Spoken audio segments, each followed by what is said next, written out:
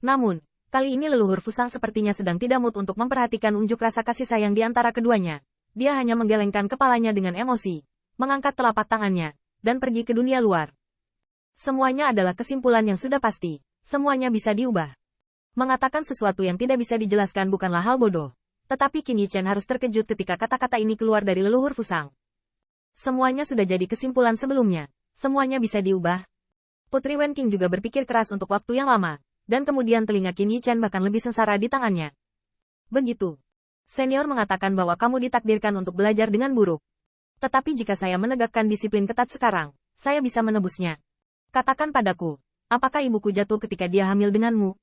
Sungguh kemampuan yang tak terhindarkan untuk memahami ini. Bai Guanxing memandang Qin Yichen yang ingin menangis tanpa air mata, dan mereka juga ingin menangis tanpa air mata. Apakah ini cinta? Saudaraku Bai, kupikir kau harus pergi dan jatuh cinta dengan Raja Dewi itu. Apakah sama ketika mereka mengejarmu saat itu? Zhong Nantian bahkan menutupi wajahnya dengan tangannya. Anak ini hanya memiliki total 4 telinga. Apakah cukup untuk mencubitnya di masa depan? Bai Guanxing tidak peduli dengan Qin Yichen. Dia juga menebak dengan samar apa kelompok cahaya itu. Bahkan jika dia salah menebak, ada satu hal yang dia tidak akan pernah salah, yaitu nenek moyang Fusang tidak akan menyakiti Qin Yichen. Bai Guanxing mengetahui pentingnya keberadaan nenek moyang Fusang, yang juga bisa dikatakan sebagai tanggung jawab, sehingga ia tidak mempermasalahkan hal tersebut lagi. Tapi Bai Guanxing melihat punggung Fusang Patriarch dan tidak bisa menahan untuk menggigit bibirnya. Senior, meskipun Anda ditangguh, Anda harus tahu tentang dunia luar. Hari ini berbeda dari masa lalu, dan dunia telah berubah, tetapi alam semesta yang cerah tidak lagi. Dulu, naga senior dan sejati, junior tidak menculik senior karena persahabatan, tapi kami sangat membutuhkan bantuan sekarang. Bai Guanxing, yang selalu optimis dan tidak terkendali, tampaknya harus menunjukkan kekhawatirannya. Langkah leluhur Fusang berhenti, Putri Wenqing juga melepaskan Qin Yichen, dan ekspresi keduanya secara bertahap menjadi khusyuk. Qin Yichen tahu persis apa maksud permohonan Bai Guanxing. Sikap leluhur Fusang juga sangat penting bagi mereka. Namun lama-kelamaan, leluhur Fusang tetap melangkah keluar. Semuanya adalah kesimpulan yang sudah pasti. Semuanya bisa diubah. Saya belum bisa meninggalkan tangguh. Senior, apakah kamu bersedia membantu kami? Tanda seru. Qin Yichen tahu bahwa tidak sopan menanyainya dengan penuh semangat, tetapi dia tidak bisa mengurusnya. Nenek moyang Fusang diam. Qin Yichen mengertakkan gigi, dan dengan berani menganggapnya sebagai persetujuan pihak lain. Lalu kapan senior bisa membantu kita? Tanda seru. Putri Wenqing tidak bisa menahan diri untuk menarik lengan Qin Yichen, meminta bantuan dari keberadaan abadi semacam ini. Bagaimana mungkin sikap seperti itu? Tetapi yang tidak diharapkan Putri Ling Wenqing adalah bahwa leluhur Fusang, yang misterius dan tidak dapat menjawab pertanyaan mereka sama sekali, kali ini perlahan menjawab. Saat naga asli kembali. Kapan naga asli akan kembali? Tanda seru. Qin Yichen terkejut. Kapan seharusnya?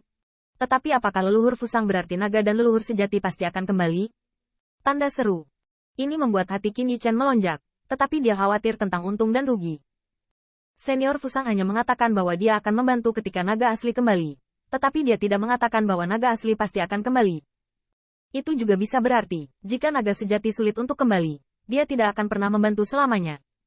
Cahaya di sekitarnya secara bertahap menghilang, dan Qin Yichen berdiri di bawah pohon kembang sepatu.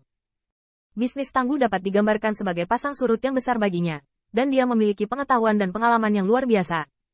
Tapi apa yang dikatakan leluhur Fusang membuatnya gugup, seolah-olah dia seharusnya senang, tetapi dia sama sekali tidak bisa menangkap fajar kegembiraan. Bai Guanxing juga menundukkan kepalanya, matanya penuh dengan kecerdasan, keraguan, depresi, dan ketekunan dalam konfrontasi terus-menerus dengan rasa sakit. Untungnya, kata-kata leluhur Fusang sekali lagi membuat Qin Yichen melihat ke atas dan berharap. Peta dao surgawi yang ditinggalkan oleh Kaisar Mingyang, saatnya untuk kembali ke pemilik aslinya. Kaisar Mingyang, tanda seru. Peta dao surgawi, tanda seru. Qin Yichen berseru di tempat. Kaisar Mingyang benar-benar luar biasa. Sekarang, Qin Yichen juga telah melihat peta dao surgawi, serta harta karun dao surgawi. Misalnya, peta dao surgawi di belakang Kaisar Luyu seharusnya adalah peta prajurit surgawi. Tapi citra prajurit surgawi itu jelas tidak dicap oleh Kaisar Luyu sendiri. Qin Yichen tidak berpikir bahwa Kaisar Luyu lebih rendah dari Kaisar Mingyang, tetapi tidak ada yang bisa mengukir gambar di punggungnya sama sekali. Tidak diketahui dari tangan keberadaan mana jalan surgawi di belakang Kaisar Luyu berasal. Tetapi leluhur Fusang berkata secara pribadi bahwa Kaisar Mingyang telah meninggalkan jalan surgawi. Tidak heran Kaisar Mingyang dikagumi oleh semua generasi.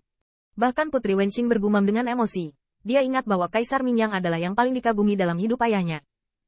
Namun, saat ini, saya mendengar Jinmu Silang berbisik di sampingnya. Kembali ke pemilik aslinya. Meskipun Jinmu Silang sangat ingin tahu tentang apa yang dikatakan Qin Yichen kepada leluhur Fusang, dia tahu bahwa hampir tidak mungkin baginya untuk bertanya. Oleh karena itu, yang lebih diperhatikan oleh Jinmu Silang adalah peta surga. Namun, 4 kata yang disebutkan oleh leluhur Fusang membuatnya cemberut. Qin Yichen sudah berdiri di bawah pohon kembang sepatu, dan berita tentang Tian Dautu terdengar jelas oleh sekelompok orang kuat yang belum pergi. Dengan kata lain, pembangkit tenaga listrik ini hanya menunggu peta dao surgawi. Kembali ke pemilik asli. Saya melihat bocah ajaib itu juga berbisik, dan di saat berikutnya dia berlari ke Bai Guanxing dengan sedikit sanjungan. Tuan Bai, Anda pernah mendengar bahwa saya memiliki akar kebijaksanaan sebelumnya, dan hari ini, biarkan saya melihat dan melihat Tao surga. Maukah Anda membuka mata Anda? Anak ajaib itu juga tidak mau ketinggalan. Masih ada aku. Tuan Bai, tuanku sangat mengagumimu, dan aku juga mengaguminya.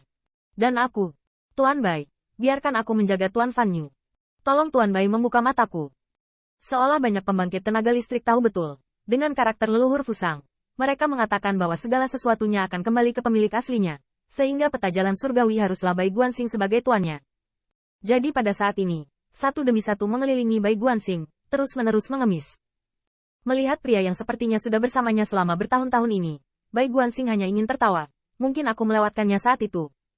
Tuan Bai, kami tidak hanya mengagumi Anda. Kami juga mengagumi Kaisar Mingyang. Ya, aku masih bisa melafalkan Cuan Xinlu sekarang. Jika kamu tidak percaya padaku, aku akan membacakannya untukmu sekarang. Kaisar Mingyang, menjulang dengan hati, membuka langit dengan tubuh, tetapi dijebak. Tapi reputasi Anda dikagumi selamanya. Hari ini, kita semua harus memberi penghormatan kepada Kaisar Mingyang. Qin Yichen menegaskan bahwa jika ada patung Kaisar Mingyang di sini, orang-orang ini sudah sujud dengan tulus. Tetapi Qin Yichen tidak pernah menyangka bahwa sebenarnya ada seorang kaisar dewa yang mengeluarkan patung Kaisar Mingyang entah dari mana, lalu memeluk patung dewa itu dan meratap seperti menangis.